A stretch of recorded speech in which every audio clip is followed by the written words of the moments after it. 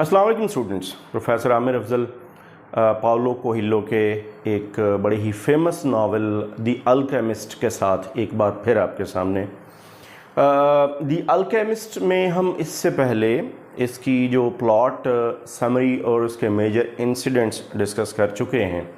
इसकी कहानी को हमने कोशिश की थी कि एक डिटेल में हम डिस्कस करें, और लास्ट टाइम मैंने आपसे ये कहा था कि इंशाल्लाह नेक्स्ट वीडियो जो होगी वो होगी इसके इम्पॉर्टेंट थीम्स पे, इश्यूज़ पे, सिंबल्स पे, बिकॉज याद रखिएगा as the very name suggests The Alchemist, ये एक सिंबॉलिक नावल है। लिटरेचर जो स्टूडेंट्स ऑफ लिटरेचर हैं वो जानते हैं कि एक सिंबॉलिक नावल क्या होता है। सिंबल एक ऐसा ऑब्जेक्ट होता है through which we can communicate our abstract ideas. हमारा जो ओरिजिनल मोटिव होता है, हमारा जो असल मकसद होता है, उसको हम किसी सिंबल के ज़रिए लोगों तक पहुंचाते हैं। और इस तरह से ये एक आप कह सकते हैं कि जो आपका टाइटल होता है उसके एक से ज़्यादा मीनिंग्स होते हैं। It has got a double layers of meanings. कुछ लोग या कुछ क्रिटिक्स या कुछ स्टूडेंट्स ये भी कहते हैं, इसको हम एलिग्रिकल नावल भी कह सकते हैं, इसको हम सिंबॉलिक नावल भी कह सकते हैं। तो ये सारी बातें ठीक हैं। जहाँ तक बात है इस नावल की और इसमें जो इम्पोर्टेंट आइडियाज़ हैं उनकी, बड़ा रिच नावल है in terms of themes, issues, symbols specially. इससे पहले मैं वीडियोस में जब कहीं सिंबल्स थीम्स में आपके सामने लेके आता हूँ तो मैं उसके साथ इम्पॉर्टेंट थीम्स ही डिस्कस करता हूँ। लेकिन इस वीडियो में इस नावल के पर्सपेक्टिव में जब मैंने सोचा कि इसमें इसके साथ सिंबल्स का जो डिस्कशन है वो बहुत ज़रूरी है, ताकि सिंबल्स की मदद से आपको जो इसके थीम्स हैं वो समझ में आए। बज़ाहिर देखने में ये कहानी है, एक लड़का है सेंटियागो जिसको एक ड्रीम देखता है, फिर उस ड्रीम को पाने के लिए वो वहाँ से अपने घर से निकलता है, फिर उसका एक लॉन्ग जर्नी है, फिर वो स्पेन से उसका ताल्लुक़ है, और फिर उसको पहले एक फॉर्चून टेलर मिलती है, एक औरत मिलती है, उसके बाद फिर एक उसको किंग ऑफ सैलम मिलता है, और इस तरह फिर इंग्लिशमैन मिलता है, फिर अल्केमिस्ट मिलता है, and then he finally reaches his destination means the pyramids of Egypt. लेकिन इसमें बहुत सारे ऐसे मीनिंग्स हैं जो अंडरलाइंग मीनिंग्स हैं। नंबर 1, सबसे पहला जो थीम इसमें मौजूद है that is dreams and aspirations. अब ड्रीम्स इसमें दो तरह से हैं। ड्रीम एक तो वो ड्रीम है जो हम ख्वाब में देखते हैं, नींद के दौरान देखते हैं। फिज़िकल ड्रीम हो सकता है, आप इस तरह से कह सकते हैं इसको, इसलिए कि एक वो ड्रीम है जो हम सिर्फ ख्वाब की हद तक होता है, उसकी कोई बहुत ज़्यादा इम्प्लिकेशंस नहीं होती, उसकी लंबी चौड़ी कोई इंटरप्रिटेशन नहीं होती। लेकिन कुछ ड्रीम्स ऐसे होते हैं कि जो बाकायदा आपकी ज़िंदगी के वाक़यात, आपकी फेट से, आपके फ्यूचर से और आपके रिलेशनशिप्स के साथ डायरेक्टली लिंक्ड होते हैं, उसकी एक बाकायदा इंटरप्रिटेशन मौजूद होती है। तो इसको हम दो लेवल्स पे ले सकते हैं। एक तो ये कि ड्रीम का यहाँ मतलब इंसान का मोटिव है, गोल है जो वो अचीव करना चाहता है, मोटिव है, गोल है, उसकी ज़िंदगी का पर्पस है। इसके अलावा एक ऐसा ड्रीम, यानी उसकी आप कह लें कि एक ऐसी फोर्स है, एक ऐसी अर्ज है जो उसको अपने मकसद यानी उसके फ्यूचर में मूव करने में उसको हेल्प करती है। एक चीज़ ये। दूसरी चीज़, इसी में एक छोटी सी लाइन है जो बेसिकली एक आप कह सकते हैं कि it's a kind of advice of the writer to the young ones, follow the dreams. जो ड्रीम्स आप देखते हैं एज अ यंग मैन, जो आप ड्रीम देखते हैं या जो आप विजुअलाइज करते हैं, उसको फॉलो करने के लिए जिस किस्म की एनर्जी, जिस टाइप का टैलेंट, जिस तरह की तैयारी, जिस तरह की आपको इक्विपमेंट, जिस तरह की आपको स्किल, नॉलेज जो चाहिए होता है वो आप गेन करते हैं, and then you move forward in your life in order to achieve your dreams. Aspirations यानी desires, dreams result into aspirations and desires, और उनको हासिल करने के लिए फिर इंसान आगे मूव करता है। सो पहली चीज़ तो ये कि इसमें ड्रीम्स के बारे में बताया गया है। इन्हीं ड्रीम्स के बारे में जब हम, अगर आप ज़्यादा बेहतर लेवल के स्टूडेंट हैं, मीन्स अगर आप स्टूडेंट हैं एमफिल के या पीएचडी के, तो इसके आपके इसी में आपको मैजिकल रियलिज्म भी नज़र आएगा। हम आगे जाके देखेंगे मैजिकल रियलिज्म भी नज़र आएगी, जिस पे आपकी अपनी रिसर्च का टॉपिक भी निकल सकता है।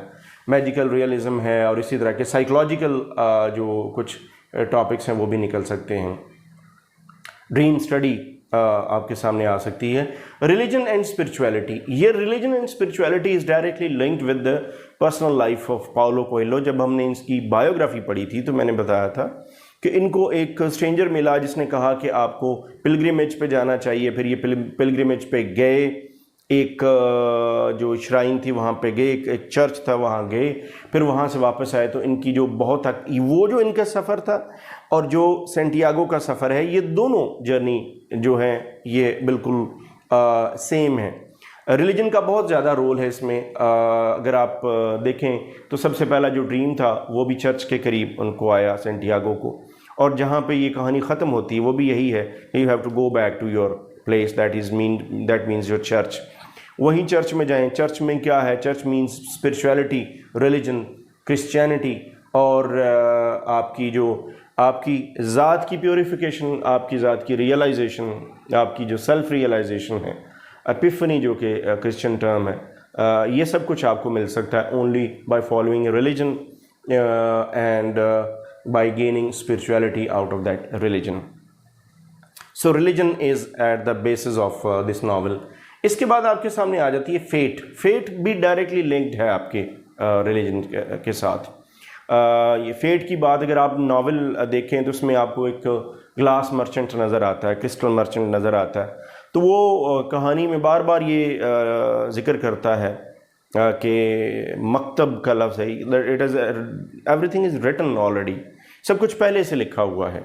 और गौर करें तो जितना भी सफ़र है सेंटियागो का, और जब वो पूछता है तो he was bound to go to that place to Egyptian pyramids, वो बाउंड था, उसने जाना था, और वो सब कुछ जो कुछ वो सफ़र तय कर रहा है, जहाँ जहाँ वो जा रहा है, it was all written in his fate. ना वो ख्वाब आता, ख्वाब आना भी उसकी फेट थी। ख्वाब आया, ख्वाब के बाद यानी एवरीथिंग, ये जो आगे एक पॉइंट मैंने लिखा है self discovery, that self discovery is also directly linked with religion and spirituality. तो ये फेट का ही हिस्सा था। So fate is a very valid force, एक इनविजिबल फोर्स जो हमारी ज़िंदगियों के साथ चलती है। लव, ऑफ कोर्स, लव यहाँ पे हमें, love is also a very strong force in life. Santiago को हमने देखा पहले, वो he was interested in the daughter of merchant, wool merchant. वो बहुत कोशिश करता है। कई बार कहानी में हमने देखा कि वो ये सोचता है कि अगर वो अपनी शिप जो है, शीप जो हैं, जो फ्लॉक है, उसमें से कुछ बेच दे और फिर ज़िंदगी जो है वो उसी डॉटर ऑफ द मर्चेंट के साथ गुजार दे। फिर वो जब आगे जाता है डेजर्ट में तो उसको फ़ातिमा मिलती है, he falls in love with Fatima, और फिर वो यही सब कुछ विजुलाइज करता है फ़ातिमा के साथ भी। So it's also one of the important themes. Self discovery की मैंने बात बताई। Self discovery is the real and final outcome of this novel. अगर मुझसे ये आप पूछिए कि how can I sum up the whole novel in one word और two words, that is self discovery. That is the self discovery. It is not the gold which you have to make out of lead or other metals. It is in fact the gold which is somewhere inside you, which you have to use. That gold means knowledge. जो आपके पास skill है उसी को आपने use करना है, वही आपका गोल्ड है, उसी से आप अपनी ज़िंदगी बेहतर बना सकते हैं। Knowledge and wisdom is also one of the themes, knowledge and wisdom, यानी ये भी एक इसका अंडरलाइन थीम है। पूरे का पूरा जर्नी जो है वो है ही नॉलेज और विजडम का। एक ऐसा आदमी, एक ऐसा लड़का सेंटियागो जो कि एक आम लड़का है, एक शेपर्ड है, बुक्स पढ़ता है, उसकी ज़िंदगी में और कोई थ्रिल नहीं है, तो वो फिर उसको एक ड्रीम जो है, it in fact creates a kind of stir in his life, and he goes on to find something new, to go to his destination, to find out his destination, to find out his goals and motive, जो उसका purpose था। तो जो वो जितना सीखता है उस ड्रीम के बाद, उसको सिखाने वाले बहुत सारे लोग होते हैं। फॉर्च्यून टेलर्स के बाद फिर एक जो ओल्ड सेंट होता है वो, उसके बाद फिर एक इंग्लिशमैन से वो सीखता है, फिर वो अल्केमिस्ट से सीखता है, फिर वो डेजर्ट से सीखता है, फिर वो ट्राइब्समैन से सीखता है, और आखिरी सबक जो उसको रॉबर्स वहाँ पर डिगिंग करते हुए सिखाते हैं, that is all knowledge and wisdom. एक बड़ा इम्पॉर्टेंट इसमें जो थीम है, that is omens. Omens basically एक ऐसी आप कह लें कि एक ऐसा वर्ड है, ये एक ऐसा फिनोमिना है, ऐसी लिटरेरी डिवाइस है कि जिसके गिर्द ये समझ लें कि पूरे का पूरा नावल जो है वो घूमता है। हॉक्स का देखा जाना, ड्रीम का बजाते खुद देखना, मुख्तलिफ़ किस्म के शगुन जिसे हम आम तौर पे कहते हैं, साइंस हैं, सिंबल्स हैं, हमें ज़िंदगी में मिलते हैं, नज़र आते हैं, तो वो गॉडली नेचर के होते हैं। ओमन्स से ही हम एक्सट्रैक्ट करते हैं कि हमारी ज़िंदगी जो अच्छी गुजरने जा रही है या बुरी गुजरने जा रही है। So omens are also one of the important themes.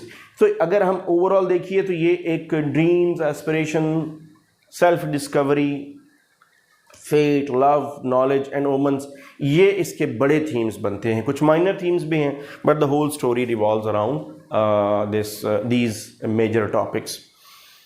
अगर बात करें इन टॉपिक्स की, तो ये जो टॉपिक हमारे सामने आए हैं with the help of certain symbols, जैसे कि मैंने स्टार्ट में बताया आपको कि इस नावल, ये जो नावल है, ये एक सिंबॉलिक नावल है अपनी एसेंस में, अपने नेचर में। क्योंकि ये एक सिंबॉलिक नावल है तो बहुत सारी ऐसी सिंबल्स हैं। मसलन डेजर्ट है, desert is the symbol of discovery, desert is the symbol of vastness of life, discovery, you have to go along, you have to move in the desert. Desert बड़ा mysterious place होती है, vast होती है, trackless होती है, उसमें आपको नहीं पता चलता, आपने नक्शा भी बड़ा सोच समझ के आपने लेना है। तो ये लाइफ को भी रिप्रेजेंट करता है और आपके नॉलेज को और आपकी स्किल को और आपकी जो डिस्कवरी है उसको भी जाहिर करता है। गोल्ड, जैसे मैंने बताया, gold is the symbol of knowledge, skill, एक ऐसी नॉलेज, एक ऐसी स्किल जो हर इंसान के अंदर होती है, जब वो उसको फॉलो नहीं करता। जब हमने एक वर्ड, बल्कि मैं इसमें ऐड कर दूँ, पर्सनल लेजेंड का जिक्र आया, तो पर्सनल लेजेंड जो है वो भी एक आप कह लें कि पर्सनल गोल है,